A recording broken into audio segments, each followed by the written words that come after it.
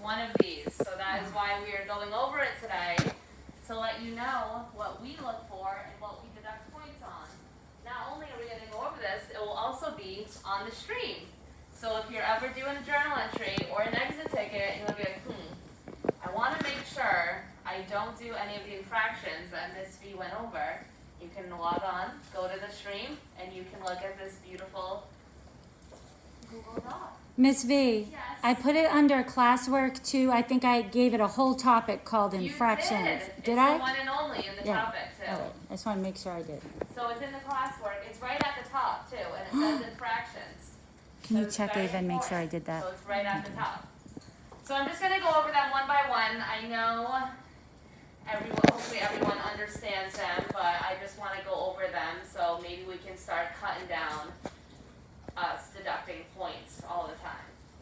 So starting with number 1, I would say the biggest one, that is why it is minus 20, using a lowercase I for the pronoun I. While you're typing on your journal entry or your exit ticket, whatever classwork that you need to write something for, if you click Control F, it will find all of them and it will light them up and you'll be able to see. And now you can understand if you type the word find, you know you don't want to capitalize that I. You want to capitalize the pronoun I. So make sure that you really proofread and you look over to make sure that you don't have any lowercase i's. Yes, Kevin? That's the second one to ask me as I'm talking. All right, let me finish going over this and then you can. Okay. That's why I asked her at the beginning. So does everyone understand not using a lowercase I for the pronoun I?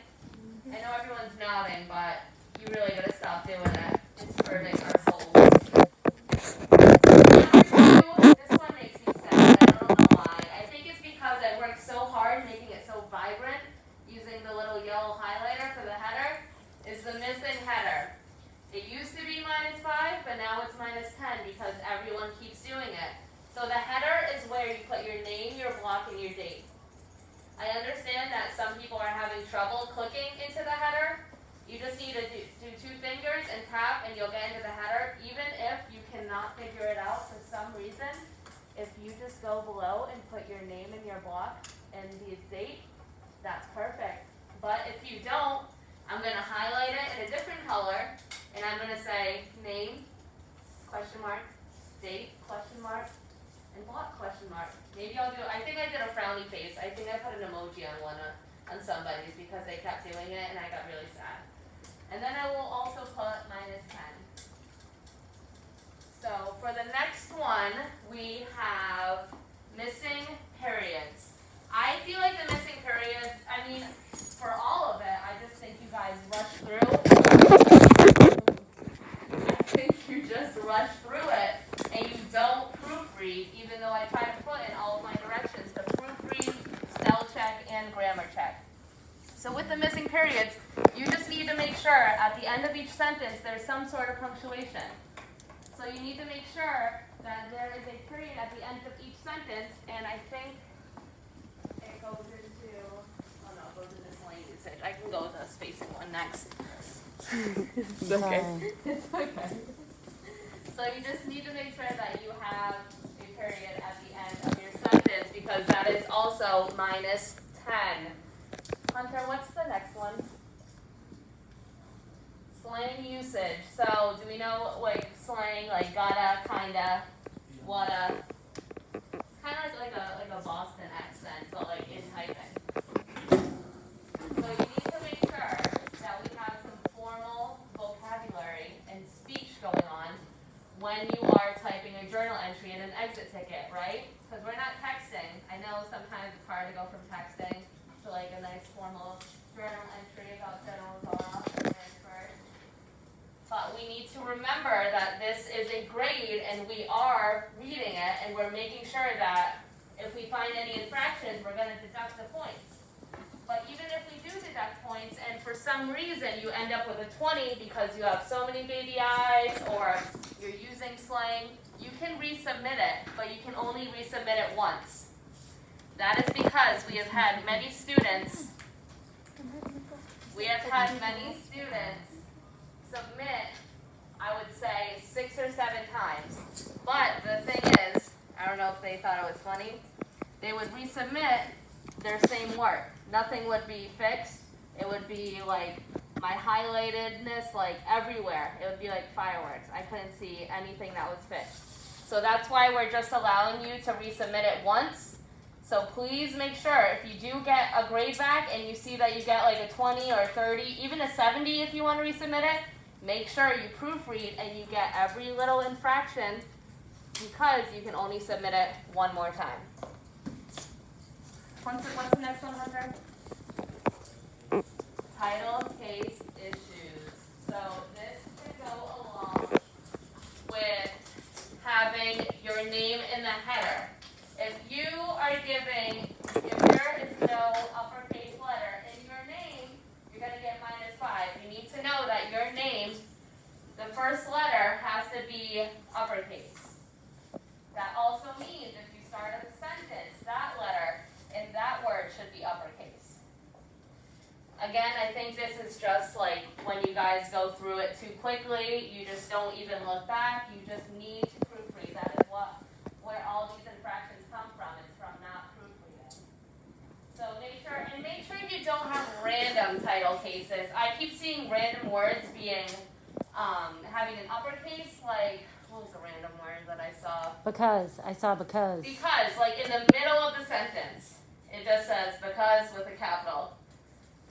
I don't know why. It's the because isn't that special. It doesn't deserve one. So what's the next one, Hunter? I can't read it. Oh, this is a good one. So we just read The Most Dangerous Games. What is that? What would that be? A short story or a novel? A short story. So that means you should, if you use that, if you typed it out and you were writing The Most Dangerous Game in your journal entry, it should be italicized or it should be in quotes. Now, in a novel, you would either underline or italicize. Perfect. Right there. As You Mrs. did Holst it. had said, if you just want to, if you don't know which one you should do, you should probably italicize because you do that for both a novel and a short story. So you need to make sure that you always italicize or quote a short story, or you can underline or italicize a novel. That is also -5. What's the next one? Oh, this one. I get angry about this one. This one, when you guys don't space, it looks like one long website. And I don't know where it starts. I don't know where it ends. I'm just so confused and then my brain hurts. So with this, after every sentence, you need to space. Even if you double space, just to make sure, that is okay. I won't deduct points on that. I just want to make sure that you guys understand you need to space when you finish a sentence.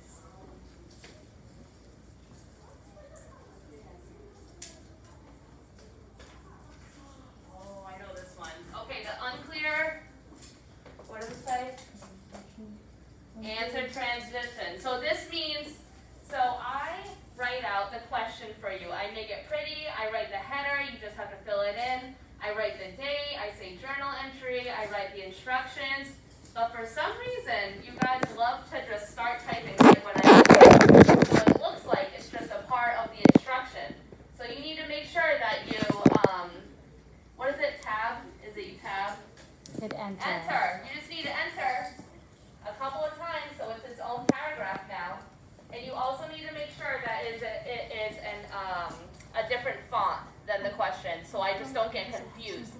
You could make it a different color if you like, not like white or yellow or something that would like hurt my eyes, something that I can see. And then that is also -5, so please. That's an easy one though. All you need to do is enter the space bar and just make it its own paragraph. Make sure it doesn't look like the question. It just gets a little confusing. And then is there one more? Copy and paste spelling mistakes. That one rhymes, I think. So this involves when you are copying and pasting onto a different entry, and you need to make sure that you proofread what you are pasting, because you could forget a word, you could paste something again. I've seen words being pasted twice, like the and the, or that and that, and you don't even know. So you just need to make sure that you're looking out for your spelling mistakes when you are copying and pasting, because that will also be a -5 on your classwork, whatever it is that you are handing in. So this will also help you when we are going over our vocabulary today, because we're going to be doing a mini lesson, and it does involve a little bit of writing. Not a lot, but it will still be good to see when I grade them that there are no baby eyes, that there are no random capitalization, and it would just be really nice and it would make you smile. So does everyone understand this? It's on your classwork. It's right at the top if you ever need to look at it. Is everyone good? Can we move on to the next, or does anybody have any questions?